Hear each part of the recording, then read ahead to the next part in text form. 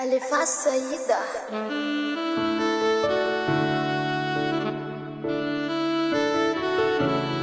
Sunny on the beat.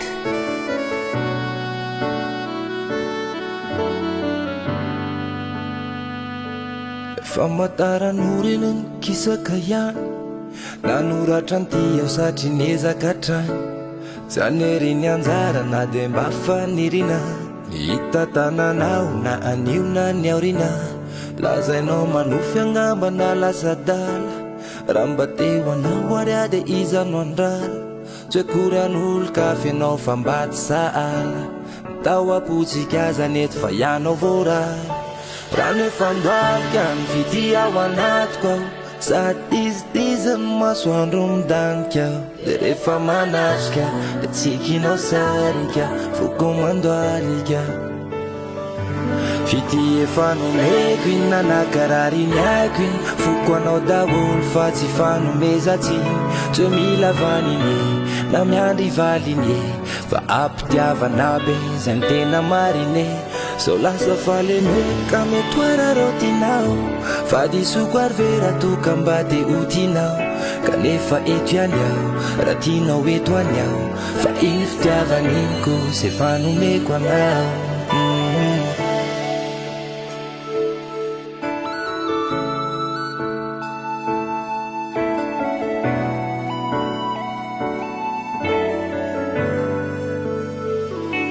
de azo menatsiny aho raha tojamba ny foko ny olona mety teny hoe le tingamba mifoka dizidizynanao teny any efa tsy mitroka na kivikivy ary aho de mbola tsy maintsy mitraka mamepitarabe atsy voadona ny fiara ka defa vo fitiavana voadona ny tsara paradratreny aho sady be takopery atao anatin'ny maizina atao ao amin'ny tadiny very raha nefandoalika mividy ao anatiko ao sady izy ny masoandro midanika ao de rehefa manatrika de tsikinao sarika fokomandoalika fity efa nomeko iny nanakarary ny aiko iny foko anao daholo fa tsy fanomezatsiny tsy mila valine na miandry valine fa ampitiavana be zay ny tena marine zo lasa falemeka metoara rotinao fa disoko ary vera toka mba de otinao kanefa eto ihany aho raha tianao eto any aho fa iny fitiavaniko sy fanomeko anao anaonao